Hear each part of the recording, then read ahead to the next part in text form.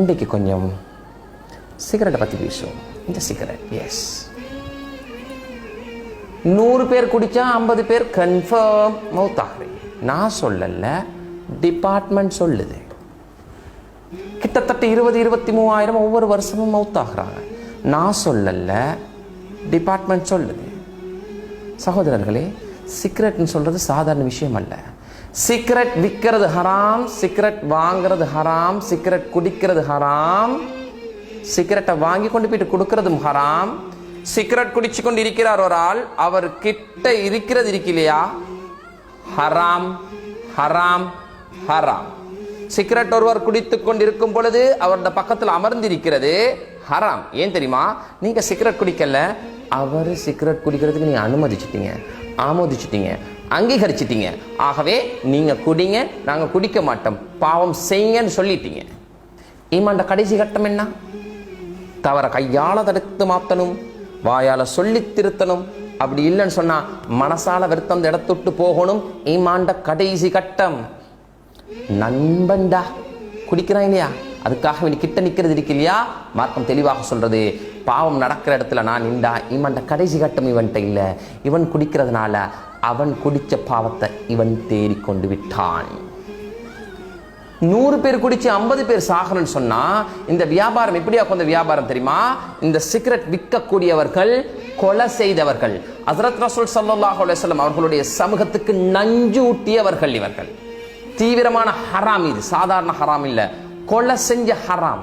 ஹராத்தை வித்த பாவம் மட்டும் இல்ல, சமூகத்தை கொலை செஞ்சவர். இவருடைய கடையில் ஒரு 100 பேர் வாங்கினாங்கண்டா 50 பேர் இந்த நோயால மவுத் ஆகிறது கன்ஃபார்ம். சாதாரண நோய் இல்லை, இது புதுனமான நோய், பொல்லாத நோய் இது.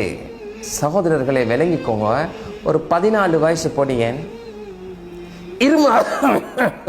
இருமுனார், ஒரு இருமுனதோட சளி வந்துட்டு இன்டர்நேஷனல் ஸ்கூல்ல படிக்கிற புள்ள கக்கிட்டான். நெஞ்சு சளி, காஞ்ச சளின்னு சொல்லி டாக்டர்கிட்ட கொண்டு போயிட்டு பேரண்ட்ஸ் பார்த்தாங்க. டாக்டர் ரிப்போர்ட்டுக்கு அனுப்பிட்டாரு. ரிப்போர்ட் வந்துச்சு என்ன தெரியுமா? 14 வயசு பொடியண்ட லங்ஸ்ல கேன்சர், நுரையீரல்ல புற்றுநோய். காரணம் யாரு? வாப்பா வீட்டில் குடிச்ச சிகரெட். வாப்பா வீட்டில் குடிச்ச சிகரெட் 14 வயசு மகனுக்கு புற்றுநோய் நெஞ்சில. வாப்பா தலையில கைய வைக்கிறாரு, உம்ரா போறாரு, சதக்கா கொடுக்கிறாரு, குர்பான் கொடுக்கிறாரு, இந்தியாவுக்கு போயிட்டு மகனை ட்ரீட்மெண்ட் செய்யறாரு, சொத்தை வித்து கொண்டு போயிட்டு ஹாஸ்பிட்டல் அட்மிட் பண்ணி மகனோடையே இருந்து ட்ரீட்மெண்ட் செய்யறாரு. அந்த பொடியின் மெலிஞ்சி சுருங்கி உடம்புல உள்ள முடிகள்லாம் முதிர்ந்து உடம்புக்குள்ளால டியூபை போட்டு அப்படி சுருங்கி மவுத்தாகிறத கண்ணுக்கு முன்னாடி வாக்குறாரு. அந்த பொடியன் வருத்தத்தில் எப்படி அழுவான் தெரியுமா? டெடா, பெயினிங் டெடா, டெடா டோன்ட் ஸ்மோக் டெடா, பெயினிங் டெடாண்டுவான். வருத்தம் தாங்கியலார் கட்டத்தில். கடைசி நேரம் ஆகக்கூடிய நேரத்தில் என்ன சொல்றான் பாருங்கோ. தமிழ்ல மீனிங் என்ன? வாப்பா வலிக்குது வாப்பா, வாப்பா சிகரெட் குடிக்காதீங்க வாப்பாண்ட போக்கல. வாப்பா தலைய அந்த கட்டில், அந்த மகன் படுத்திக்கிற கட்டில் தலையை அடிச்சு சொல்லுவாராம், மகன் I don't smoke, I stop smoking பாபா, don't worry, you will be all ரைட்னு பொய்ய சொல்லுவாரு. Oh you will be all right. அப்படி மௌத்தாகிற மகன். வாப்பா மகனை கொலை செஞ்சிட்டாரு. அல்லாஹ் மன்னிக்கணும் வாப்பாவின் மகன்.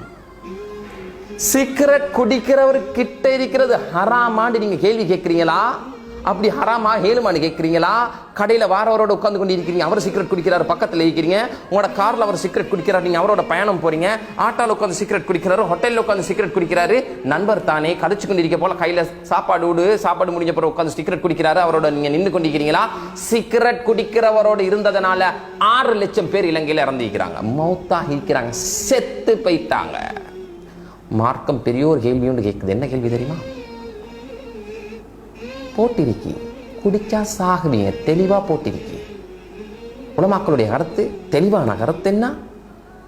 சூசைட் பண்ணா, தற்கொலை செஞ்சா நரகவாதி, இவருக்கு சொர்க்கம் இல்லை. இதுல போட்டிருக்கி சாகுவாய், இதை குடிச்சா நீ சாகுவாய்னு போட்டிருக்கி. இதனால வார நோயால மவுத்தாகனா, சிகரெட் குடிக்கிறதால வார நோயால் ஒரு ஆள் மவுத்தாகனா கேள்விக்குறி, இவர் சொர்க்கவாதியா நரகவாதியா? இவர் சூசைட் பண்ணிட்டாரு. இவருடைய தொழுகையை தொழுவிக்கிற விஷயத்திலும் நிறைய கேள்விக்குறியாக மாறிக்கொண்டிருக்கு. மார்க்கத்தில் நிறைய விளக்கங்கள் வெளியாகிட்டு ஆகவே தெளிவான விஷயம், சிகரெட் ஹராம் ஹராம் ஹராம். சிகரெட் குடிக்கிறவங்களுக்கு வார பொதுவான நோய் உண்டு. என்ன தெரியுமா?